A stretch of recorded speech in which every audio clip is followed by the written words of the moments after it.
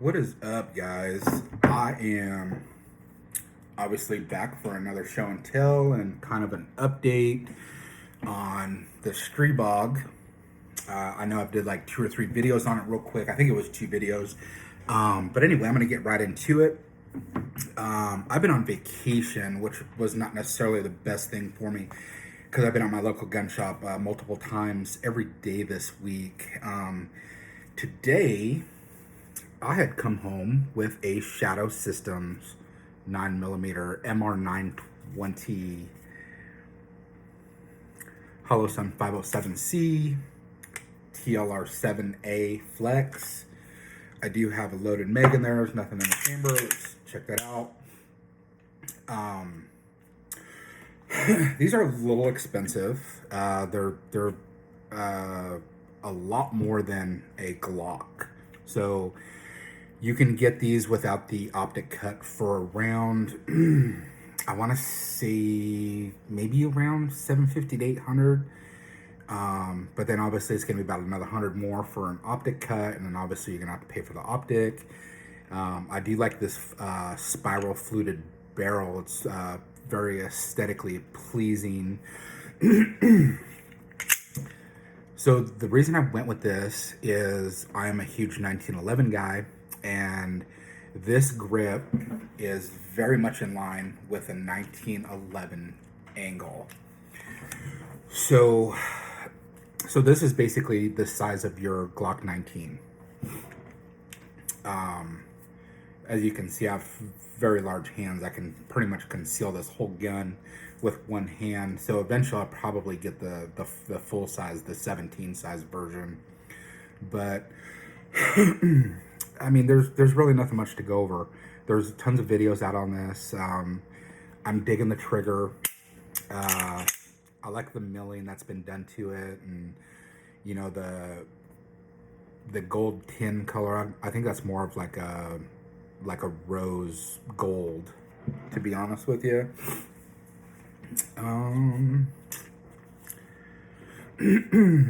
You do have removable back straps to change the angle and also the size of the grip.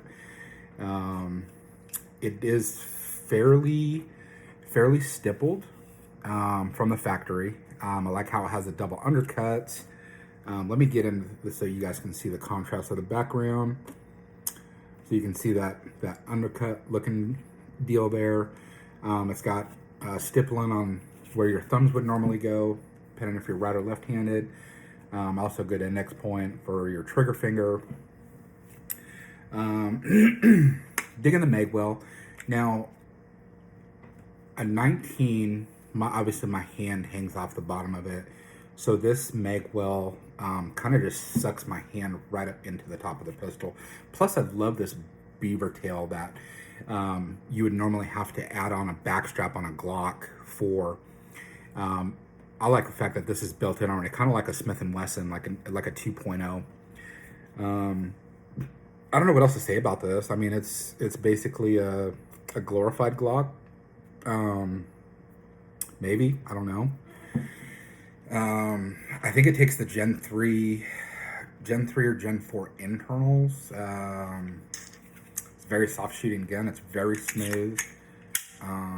There's really nothing to rave up and down about it besides the grip angle, which I really like. It does come with Magpul magazines.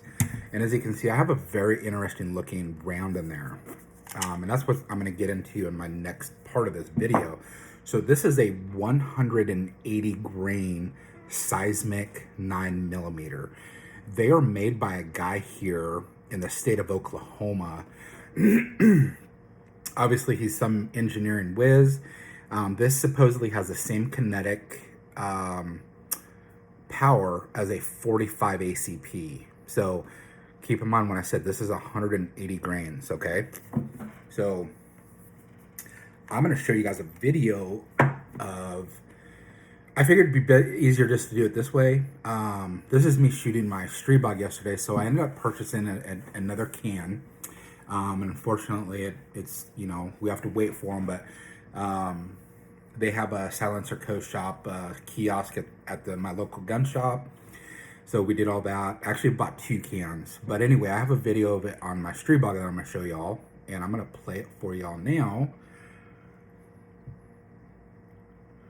For some reason, I'm going to start that over.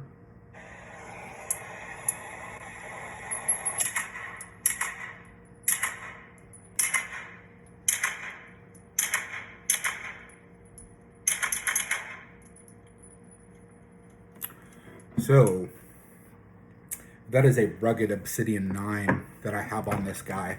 So in the last video that I did, I do have a loaded mag in there. There's nothing in the chamber. It's empty.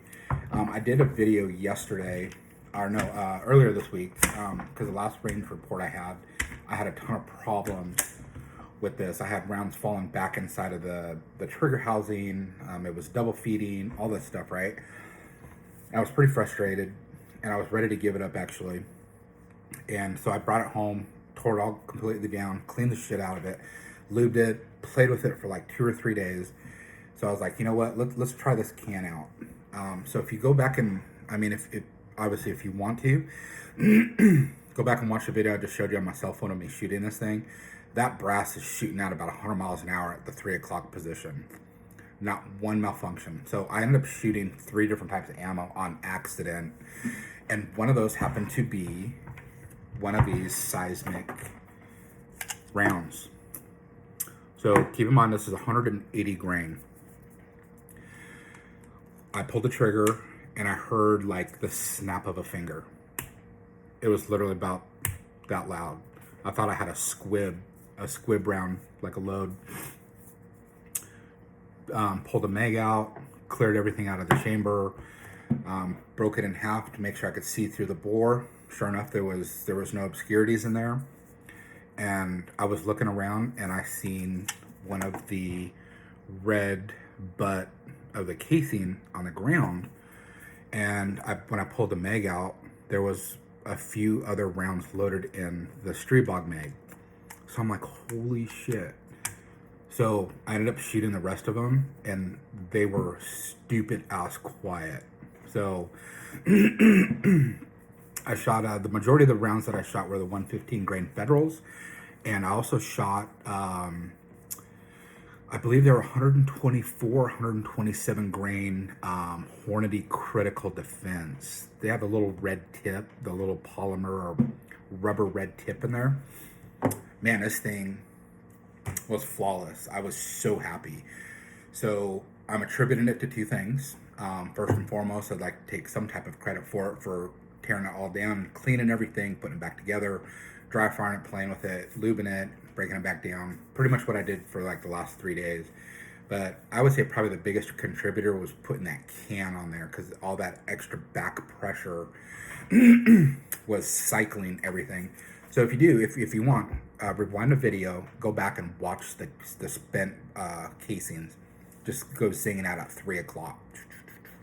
So with this thing unsuppressed, it was everywhere across the board. So it was 1 o'clock, then it would jump to 5 o'clock, 2 o'clock, 1 o'clock, 4 o'clock. It just wasn't a consistent ejection. So I am going to order Monday the lower from A3 Tactical. I already got a trigger, I got a safety and grip. And I actually got something in the mail today. I got not a big deal, it was $20 from HB Industries. It holds my bolt forward, so it's not just flapping around. Goddamn, I can't even think of it. Oh, and I changed out my front hand guard too from the AFG angled grip that was really, really big on this thing. So this is a Magwell. I kind of just pieced it together. It's comfortable for me. I can get my index and my middle finger in there and really get that thing just shoved back straight into my shoulder without a problem. So anyway, guys, I will talk to y'all later. Hope you enjoy the video.